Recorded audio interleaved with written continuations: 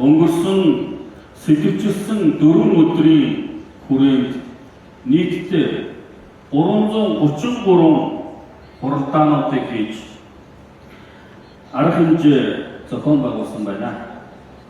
Үүнд сайд нарын төвшний 80 хуралдааныг хийлээ. Цэнхэр улсын 141 салбар арга хэмжээнүүдийг хийсэн бол ногоон бүсэд 112 арга хэмжээнүүдийг зохион байгуулж ажиллаа. Зохион байгуулагч орны өргөө болон Монгол улсын павильонд тус бүр 14 нийтдээ 28 нэмэлт арга хэмжээг зохион байгуулж 12 яамдын оролцоог хангаж ажиллаа. Эдгээр олон арга хэмжээнд улс орнууд, олон улсын болон санхүүгийн байгууллагууд, шинжлэх ухаан хувийн хвшил, иргэний нийгэм, залуучууд малчид уугуул иргэний төлөөлөл, газрын дороотлол, цөлжилт, гангийн эрсдлийг бууруулах бодит шийдэл, түншлэлийн боломжуудыг тус хэлэлцлээ.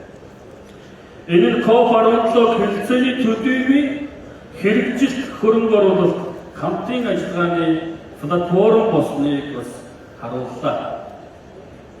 Эдгээр хэлэлцүүлгээс нэг тодорхой дүгнэлт гарч ирнэ гэж би өөртөө бодож байна. Газар бол зөвхөн байгаль орчны асуудал бус хүнс, ус, эдийн засаг, амь амжиргаа, уур амьсгалын төсөвтэй байдлыг боловсон суур, үнэт, капитализм гэсэн дүгнэлтэнд хүрч байна. Бид санхүүжилтийн өдрөөр газрын нөхөн сэргээлтийг урт хугацааны хөрөнгө оруулалт болгохыг онцоллоо. Усны өдрөөр гангийн дараах хариу арга хэмжээнээс урьдчилан сэргээлэлт бэлэн байдал төсвөрлөх чадварт шилжих шаардлагатай байгааг баталгаалаа. Хүн ба газрын өдрөөр малчид, уугуул иргэд, орон нутгийн иргэд, эмэгтэйчүүд, залуучууд бол газрын жинхэнэ хамгаалагчид, шийдвэр гаргалтын гол түншүүд гэдгийг тодтоглоо. Харин өнөөдөр эрүүл хөрсгүйгээр тогтвортой хүнсний тогтолцоо, усны аюулгүй байдал, төсөвтэй амжиргаа боломжгүй дахин нотоллоо. Энэ 7 хоногт фэл санаачлаг болон гангийн төсөвжилтийн хөрөнгө оруулалтын сан зэрэг санхүүжилтийн шин боломжууд бүрдэж Монгол улс бэлчээрийн тэргүүлэх санаачлагыг энэ COP17-оос эхлүүллээ. Мөн Иракад эхэлсэн гангийн төсвөржилт, хувийн хвшлийн оролцоо, үйл ажиллагааны хөтөлбөрөөр Улаанбаатарт шин түншлэл хэрэгжүүлэх механизмаар улам бэвжиж эхэллээ.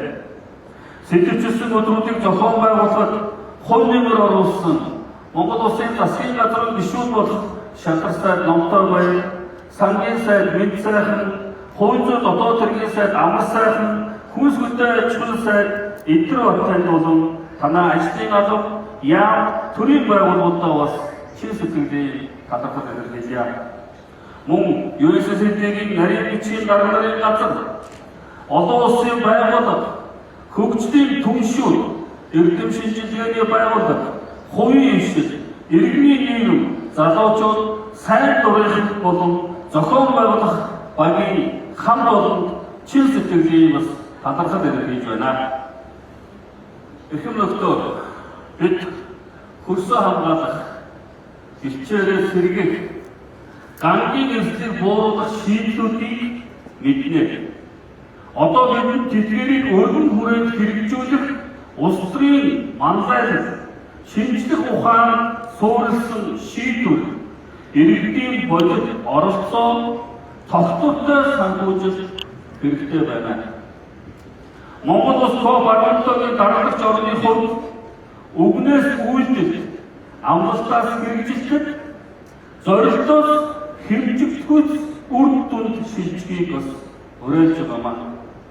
Ирээд Улаанбаатарын үйл ажиллагааны хөтөлбөрийг бодит өөрчлөлт авчрах хамтын ажиллагааны замын зураг болгоцгоё.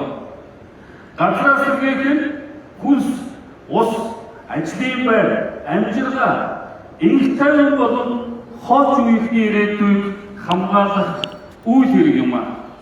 Хөрсөө сэргээж чадвал бид ирээдүгээс сэргээд хамтран ажиллаж чадвал бид энэ сорилтыг бас даван туулж чадна. Анхаарал хандуулсан та бүхэнд чин сэтгэлээс талархал илэрхийлье. Баярлалаа.